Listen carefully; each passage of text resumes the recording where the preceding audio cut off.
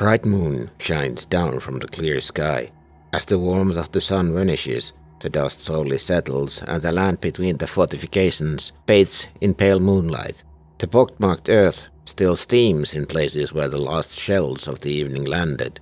Snipers have crawled in their nests in places more imaginable than anyone sane ought to think of. It has been days since the last vanguard tried to cross the no man's land, and the pickings are slim for the birds, so they flock back from the front line and towards the rear echelon, where the field hospitals with all the surgery and amputations churn out plenty of meat for the picking. Back in the dugout, the good captain puts down his teacup, having just enjoyed the last of the Ceylon he brought from England, spiced with a dash of cognac he had left from the last rites. A single tear rolls down his face and stops in the stubble of his 5 o'clock shadow. In his left hand hides a crumbled letter he penned earlier to his bride-to-be, who waits back at home. He throws the letter to the kettle fire and watches it burn, for no woman should ever be associated with a man he is about to become. Whether he's putting on a role or finally unmasking his true self he does not know, but his step is light and head held high when he emerges from the command dugout to address the men. The rumor of night operations has spread, and the line of volunteers stretches around the corner. "What we endeavor tonight," the captain says in a voice loud enough to carry the length of the trench, "is of such a horrid nature that anyone who fears for their eternal soul should fall back now.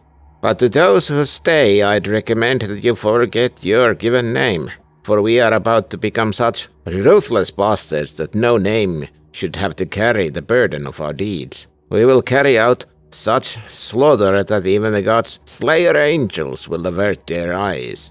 Not a single man moves a muscle, their purpose set, their will fraught from iron as hard as their bayonets, and both thirsting for blood. "The prisoner from tonight has shown me a tunnel," the captain explains, "and we will go into those tunnels tonight and cut down the enemy rear." "Yes, sir," says the lead sergeant, and the rest of the men all stamp down on the wet ground in unison. The tunnel is cramped, and the men crawl in a line, with the sergeant and the prisoner in front. The prisoner was fed and clothed during the preparations, even receiving full last rites again, cognac and all. He still looks pained in some movements, but something tells the no longer good captain that he is twice the man than most of his platoon. Before they dove into the ground, the captain sent a messenger to high command to look for 2 sets of flares flying in opposite directions, as mark of their disabling the enemy artillery. The tunnel goes down and slightly to the left, although the sense of direction quickly vanishes. After 5 minutes of crawling, they come to a place where the dirt hole they push through opens into a cave. The captain is filled with confusion. Are there really such natural cave formations underneath the battleground? Or were these actually dug by the enemy? The walls seem too smooth to have been carved under artillery fire, and in the places he thinks that wooden logs peek through. Could these be old Roman fortifications, remnants from distant past? Had the Germans discovered old Roman structures and tried to use them to sneak under the no man's land?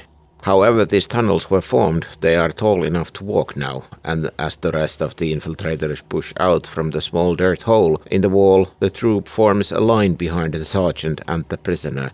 The prisoner, who at first reluctantly agreed to guide them back to the tunnels, now moves with sure steps, with his eyes almost closed and silently mumbling something, hopefully tracking backwards the route he escaped earlier. The floor digs down ever so slightly into the earth, and deeper they go. The floor slowly changes from earthen to stone. So the Romans found a natural formation and fortified it, the captain thinks. If the world above was not up in flames, this would be such a revelatory finding that history books of ancient France would have to be rewritten altogether. No time for such academic aspirations, though, he reminds himself. There is mayhem yet tonight. Some of the men are starting to find this all a bit overwhelming, claiming ridiculous notions that they've dug themselves down to hell. With some stern words from the sergeant and swift gulp of liquid courage from the hip flask of the medic, the men are brought to form. The cave branches in several places, with paths leading to all directions. At each crossing and branching, the prison... No, the guide closes his eyes and almost does a little dance, bringing up memories and then pointing the way forward. For all his efforts, he must have made a mistake, for the path they take leads out into open air. The night is darker and more cold and moist than expected. Smelling open air, the infiltrators prepare to do horrible things to their fellow man, but this is not the rear of the enemy lines.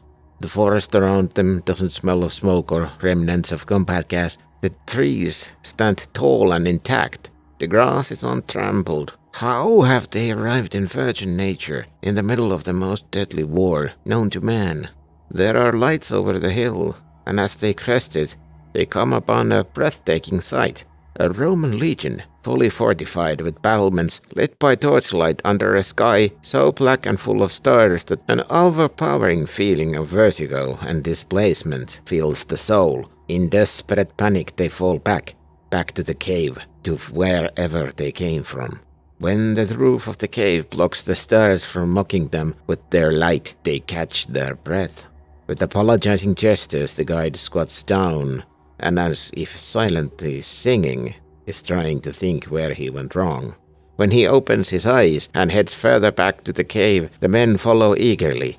When the smell of fresh air dissipates, and the darkness of the cave is lit only by the mostly covered lantern of the sergeant, some of the men rationalize that they must have ran into pocket of natural gas, or that the hideous instruments of death used so liberally on the battleground have found their way down here, causing them to have visions. All are of the mind to agree and push on now that the guide has found his path again. Somewhere deep in the tunnels, an echo of someone or something shrieking in pain carries out. From now on, they step as silently as possible, and even the men fond of complaining are silent. After a while, the downward slope of the cave evens out, and the floor is now stone with tan-colored sand covering it. They come to a great circular room, somehow illuminated by an invisible light source. The ceiling arches several meters above their heads. There are 12 more pathways leaving the chamber, evenly spaced, and the entryways paved with what appears to be white Egyptian marble. The guide just stands there with his mouth agape. They are clearly lost, and he has no idea where he went wrong. The captain walks up to the man and mimes walking with his fore and middle fingers. Better to keep moving and find an exit, any exit. The guide nods gravely, then motions for the sergeant to follow. "All right, lads, let's get a move on," the sergeant says in a low voice that still echoes from the hard marble walls. The floor ramps upward, and the cave keeps climbing. Are they nearing an exit? It has become impossible to say how far down they were, or still are. There are new caves crossing with alarming regularity, and the whole place feels more like a pattern of crossing paths than a single cave flowing through stone. There is another blood-curdling howl of pain somewhere, and one of the soldiers fires into the undulating darkness of a passage that opens to the left.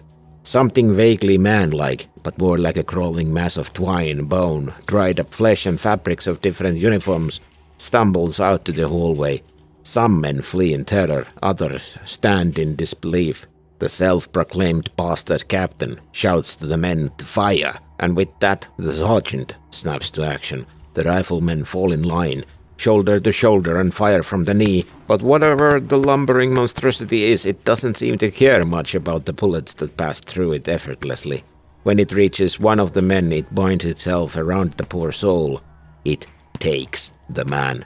In seconds, there is nothing left other than the wriggling mass of twine and bone. When 2 more men fall to the same fate, the rest of the troop breaks formation and runs. But for some men, the escape attempt is too late. Even more men fall to the monster. When the guide gets taken, the body that is no longer a man speaks in plain English. "Do not run, for this is a gift to all mankind." Somewhere, someone shoots one of the signal flares at the monsters, and the cotton yarn catches fire.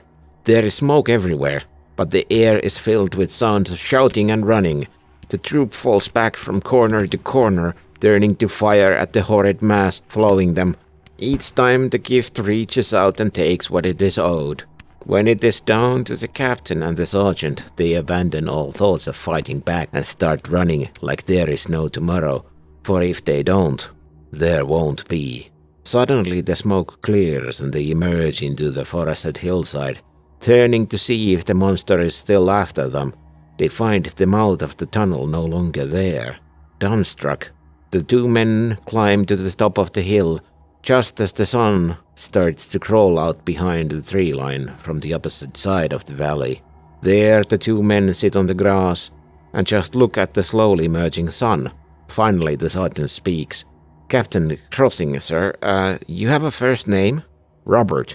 "And you, Sergeant?" "William." "Robert, you're one of those posh English boarding school types, right?" Well, yeah." "I don't suppose you speak Latin by any chance?" "Not fluently," Robert whispers to the wind that brings voices from the Legion camp down in the valley. "You've been listening to Going Over, a World Machine story. World Machine is a work of fiction. Names, characters, places and incidents either are the products of the other's imagination or are used fictitiously. Any resemblance to actual events or locales or persons living or dead is entirely coincidental and will not help anyone who finds themselves trapped in the past."